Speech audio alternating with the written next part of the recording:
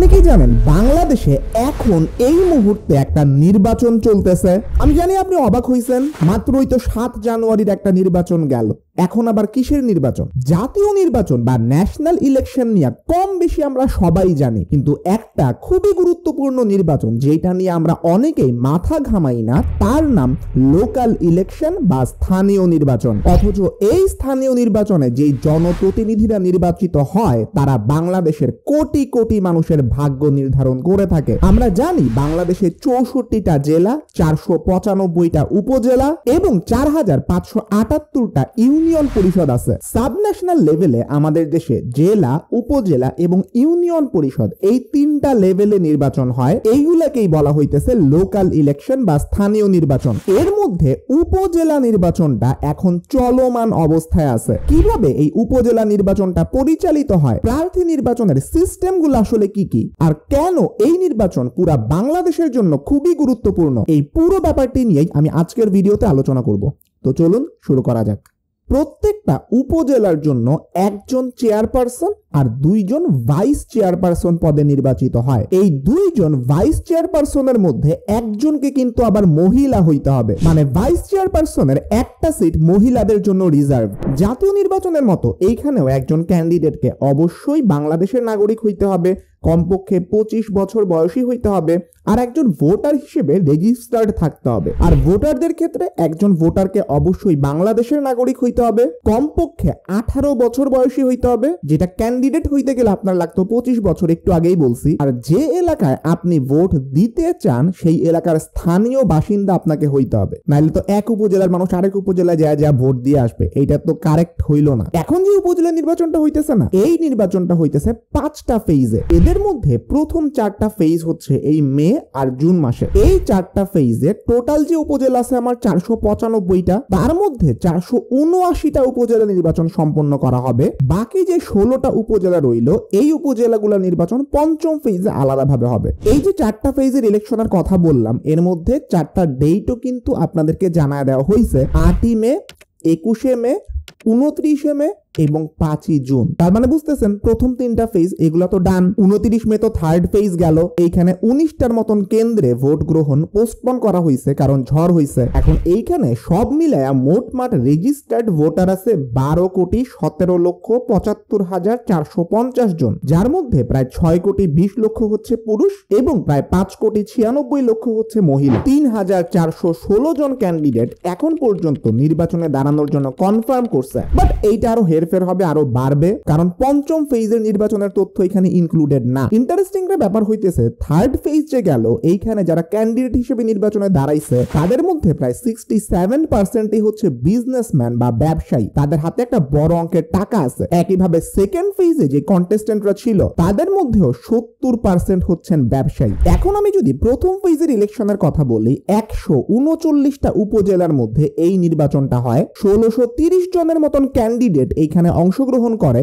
যার মধ্যে 570 জন চেয়ারম্যান পদের জন্য লড়ে। এছাড়া 25টা সিট এমন যেগুলোর জন্য কোনো ক্যান্ডিডেট দাঁড়াই নাই। এর মধ্যে 6টা চেয়ারপারসনের সিট, 9টা ভাইস চেয়ারপারসনের সিট আর 10টা মহিলা চেয়ারপারসনের সিট। এইটার জন্য কিছু এলাকায় যেমন মুন্সিগঞ্জ সদর, বাগেরহাট সদর, এইরকম কিছু জায়গায় নির্বাচনই হয় নাই। আবার কিছু কিছু এলাকায় আছে যেটার মধ্যে বনে একটাই বাঘ আছে, এই রুল, একাই নির্বাচনে দাঁড়াইছে, একজনই জিতা গেছে। নাটোরের সিংড়া কিংবা গাইবান্ধার একটা এলাকায়ও এমন দেখা যায়। আবার যদি আমি আপনাদেরকে দ্বিতীয় ফেজের ইলেকশনের কথা বলি, যেখানে 156টা উপজেলার মধ্যে ইলেকশন হয়, এই নির্বাচনগুলোর মধ্যে অনেক ইনসিডেন্ট হয়, যেরকম আমাদের জাতীয় নির্বাচনের ক্ষেত্রেও হয়। বাট এই উপজেলা নির্বাচনগুলোর কয়েকটা পয়েন্টে বেশ ভালো রকমের গুরুত্ব আছে। প্রথম কথা, আপনি দেখেন জাতীয় নির্বাচনে আমরা তো ডিরেক্টলি সরকার নির্বাচন করতেছি, তাই না? ঢাকার সংসদ ভবনে এসির নিচে বৈশা এইটা কি কোনোভাবে কোনো মানুষের পক্ষে জানা সম্ভব যে বান্দরবানের প্রত্যন্ত একটা উপজেলায়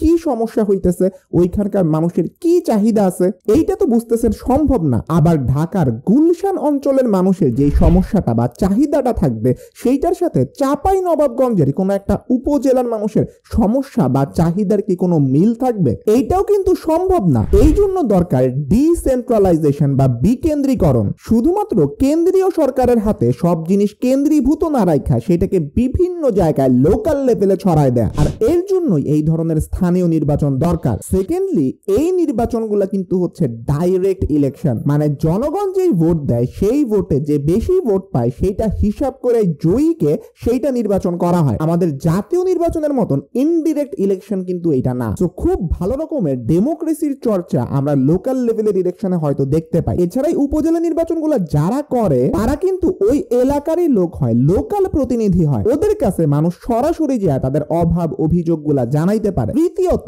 এই উপজেলা নির্বাচনে নির্বাচিত যে প্রতিনিধিরা আছে ওরা একদম লোকাল লেভেলে যায় তাদের প্রোগ্রামগুলো ইনশিওর করতে পারে। ধরেন আপনার এলাকায় জব অপরচুনিটি বানানো দরকার, আপনার এলাকার গরিবি কমানোর জন্য একটা প্রোগ্রাম নেওয়া দরকার, মসজিদ মন্দির স্কুল কলেজ এইসব বানাইতে হবে। এই কাজগুলো কিন্তু উপজেলা পরিষদ কইরা থাকে। সবশেষে যদি বলি, এই লোকাল নির্বাচনগুলোর ক্ষেত্রে অনেকেই মনে করে থাকে এগুলোর ইম্প্যাক্ট বুঝি জাতীয় নির্বাচনের মতন এতটা না। তবে দেখেন, প্রত্যেকটা এলাকায় কিন্তু কোনো না কোনো এমপির আন্ডারে থাকে, আর এমপিরা তো ওইসব এলাকার সাধারণ মানুষের ভোটেই নির্বাচিত হয়। তো এমপিরা এই নির্বাচনের ব্যাপারে খুবই সতর্ক থাকে এবং কারা নির্বাচিত হইতেছে তার উপর একটা তীক্ষ্ণ দৃষ্টি রাখে। একটা মজার ব্যাপার হইতেছে, এই যে কন্টেস্টেন্টরা ভোটের মধ্যে দাঁড়াইলো ইলেকশনের মধ্যে, ওরা এই ইলেকশনে সর্বোচ্চ কত টাকা খরচ করতে পারবে সেটা কিন্তু লিমিটেড। এই লিমিটের বেশি ওরা খরচ করতে পারবেন। একজন কন্টেস্টেন্ট যে কিনা চেয়ারপারসন বা ভাইস চেয়ারপারসন পদের জন্য লড়তেছেন, উনি 25 লক্ষ টাকার বেশি খরচ করতে পারবেন না। আর মহিলা চেয়ারপারসন পদের জন্য যিনি লড়বেন উনি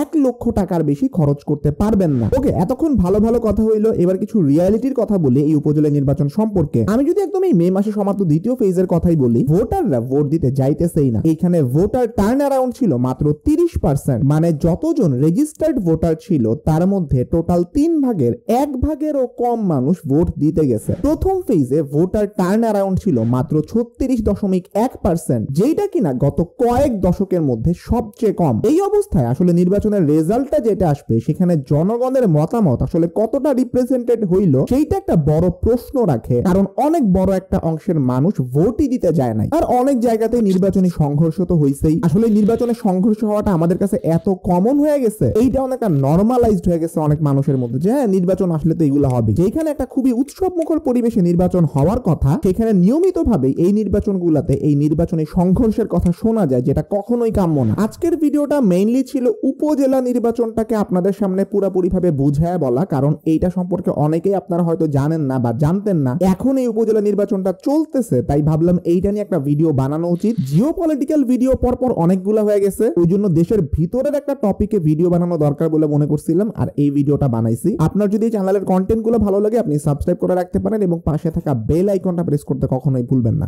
সবাই ভালো থাকবেন, সুস্থ থাকবেন, দেখা হবে ইনশাআল্লাহ পরবর্তী ভিডিওতে। আল্লাহ হাফেজ।